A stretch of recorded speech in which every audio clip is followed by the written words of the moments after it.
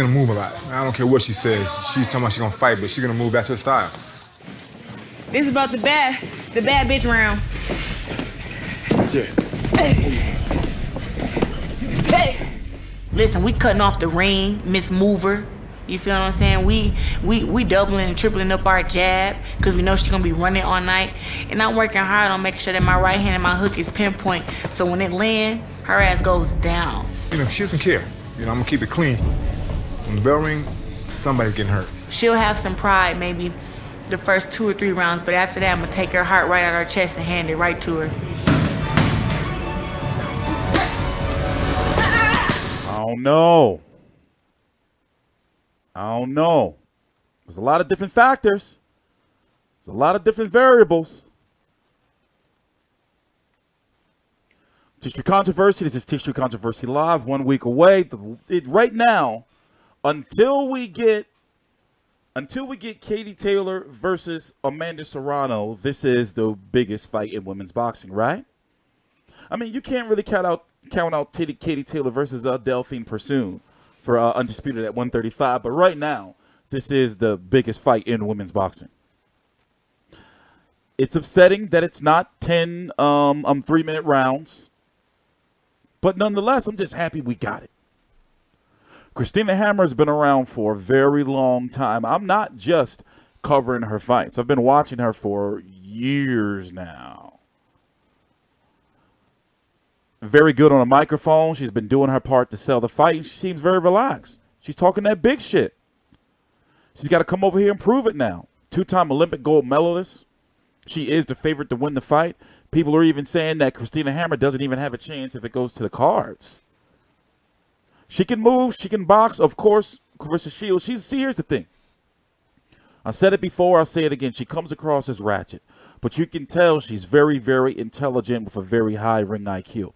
You have to question, is she saying a lot of this shit because she's selling herself? Or is it just that genuine ratchetness? I like it. However, I do understand that there's certain things she has to tweak a little bit. She is the favorite to win on the cards, you know. And, you know, could we see a knockout? I wouldn't see it from Christina Hammer because she's a mover. By the way, this right here was very controversial. Let's take a little break and go watch this. You may have heard about this. This is Christina Hammer versus Anne-Sophie Mathis. Legendary fight. Now, looking back in hindsight, against a legendary fighter. She even beat the shit out of poor Holly Holm, and that stupid-ass referee let the fight unhooked Holly Holm's arm. Go check out Holm versus Mathis. You'll see what I'm talking about. Unhooked her arm from the ropes. She was asleep and just said, go back out there and fight. But this was very controversial right here. Because, yes, there were some illegal blows. This was what Claressa Shields was talking about when she fought, when she went down against Hannah Gabriels, meaning Claressa Shields, from that uppercut flash knockdown, compared to when Christina Hammer went down against Mathis, and it looked like she wanted a way out. You know, so let's watch the replay right here. Pay attention. I'm TstreeT Controversy. This is TstreeT Controversy Live with FightView360.com. Please subscribe. You be the judge. Now, say if you're watching this fight live, and I know how you motherfuckers can get, oh, you know, she was a flop or he flopped. Like, you be the judge. Was this a flip-flop? Was this a no-good flip-flop? I mean, in hindsight, look at the Pritchard Cologne situation. You know, you never can understand, you know, look what happened to Anthony Durrell all those years ago. Andre Durrell. You never really can judge how these back-of-the-head shots may affect somebody. I'm just putting that out there. But I'm going to leave it up to you, the people, because it is your voice that is the most important. So, jetzt kommen hier diese Vielzahl Anschlägen auf den Hinterkopf, und da hat sie wahrscheinlich auch noch. You think she sold the move? Und da geht sie nach unten. Christina Hammer,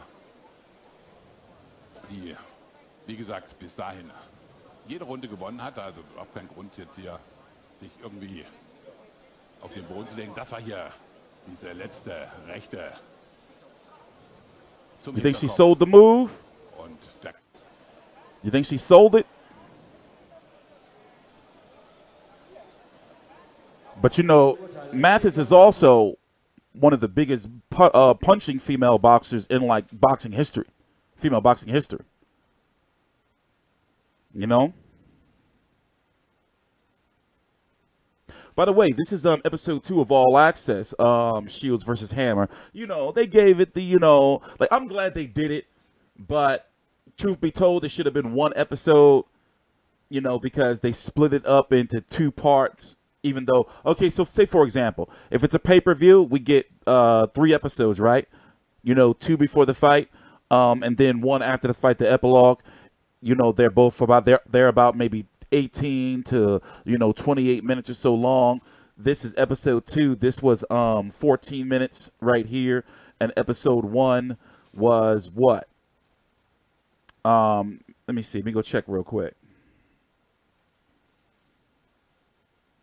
You got some people complaining about in the comment. Episode 1 was 13 minutes. You know, but this was really good right here. This is not necessarily a face-off. You know, for me, but see, you know, they should do these more often because these don't cost too much to produce. Like, for example, after a press conference or before a press conference, have the fighter sit down like this, you know, with somebody and just let them hash that shit out. You know, just talk. You know, now what I would do just to be on the safe side, if it's like, you know, a fight like when motherfuckers can get a little rowdy, I have some security there just in case. You see what I'm saying? But overall, I'm liking the promotion, the digital promotion that they're doing for this so far. You know, they're doing pretty good. But anyway, we're going to take a little bit of a break. We've already been here for 6 minutes so far, and we haven't even really got to talk about the fight. I'm TstreeT Controversy. This is TstreeT Controversy Live. Please subscribe. We'll be right back. For me, it'll be a couple of minutes. For you, it'll be like a millisecond.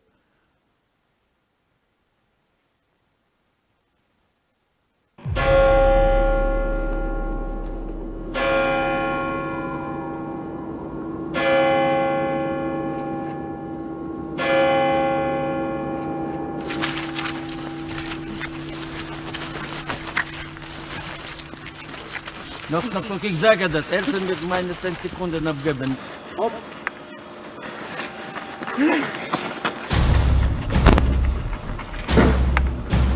When I train, I have only one goal and one vision, and that's the undisputed champion. Yeah, some hype shit, man. It is true that sometimes Claressa Shields seems to get a little too like she loses the composure in there a little bit, and when she starts to go for the knockout. You know, and ironically, she only has 2 KOs in her 8 fights. This right here is when she got knocked down, just to be on the safe side, man, because sometimes even though I'm trying to promote the fight, they still give me shit and try to copyright my videos. But you know, basically, this is when she got the flash knockdown because she stood on the inside a little too long against Hannah Gabriels.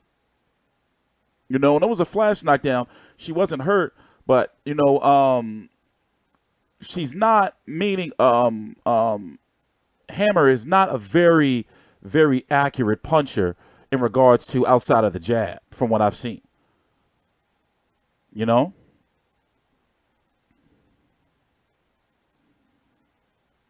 It was a flash knockdown. It was a flash knockdown. This was a very good woman. Damn, this is intimidating. Get that off of there. There we go. And look how huge Christina Hammer is, man. She's huge.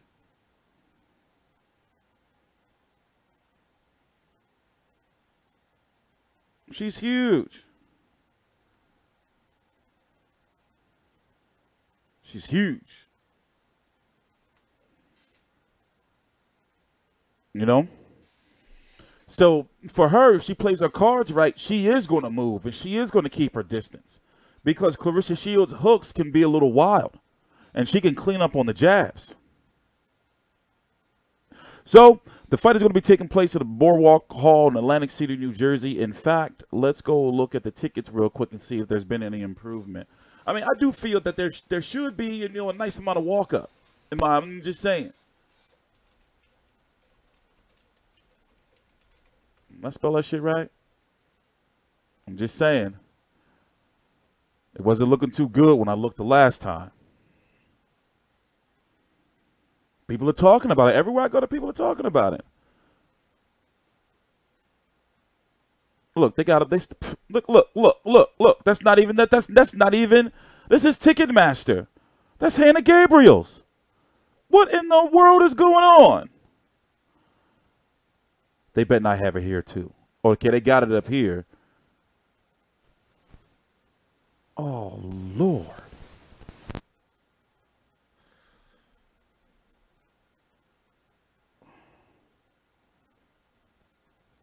Hey, y'all got to go, man. Y'all got to buy some tickets.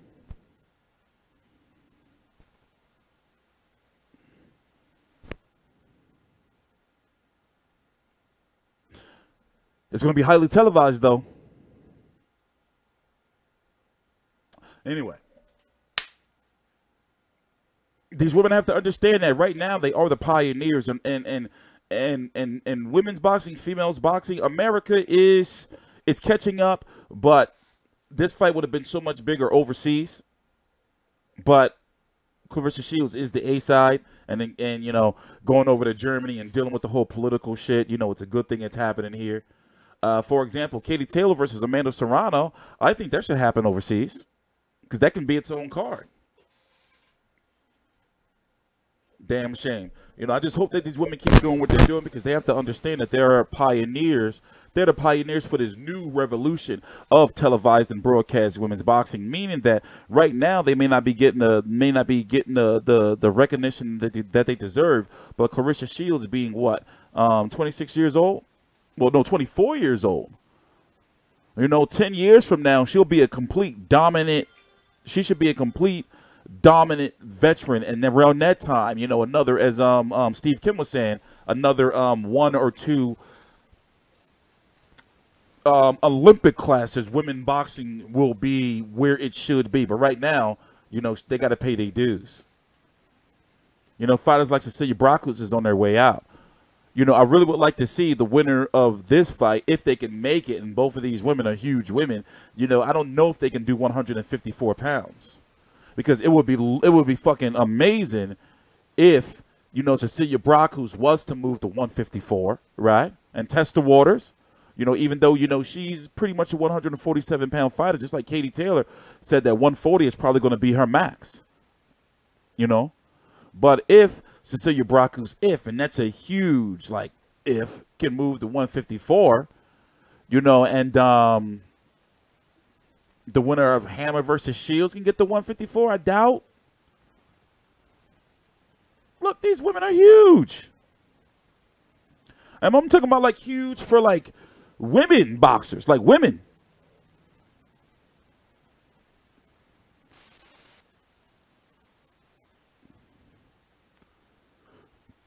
Claressa shit all on her legs. Things is crazy. Oh. HR's not going to like that comment. You know? I like how she got up, start making her shit and her Olympic stuff.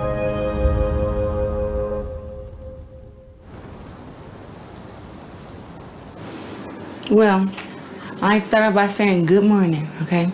I have all my alarms set on my phone throughout the day, so I wake up at 8:30. I'm out the bed, maybe I'll snooze it one time. I get up by 9, have my boiled eggs on, make my smoothie, and then by 10 o'clock, I'm getting ready to go to the gym. 50-50 fight. Is that a crime to say there's a 50-50 fight? I don't, you know, I can't say that.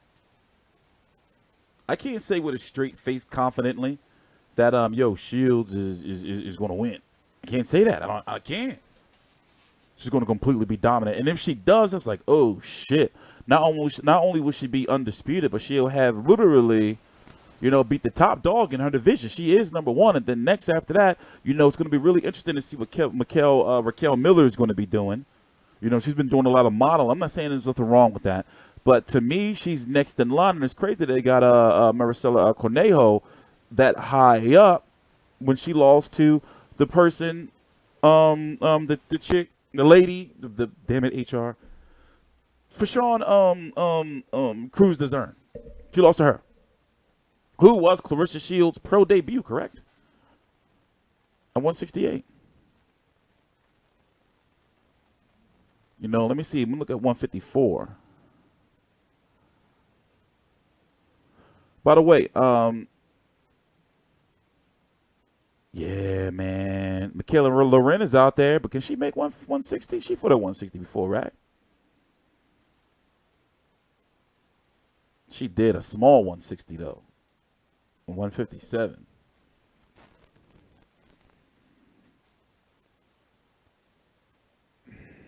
And I'm talking about for Claressa Shields because she had already fought Christina Hammer.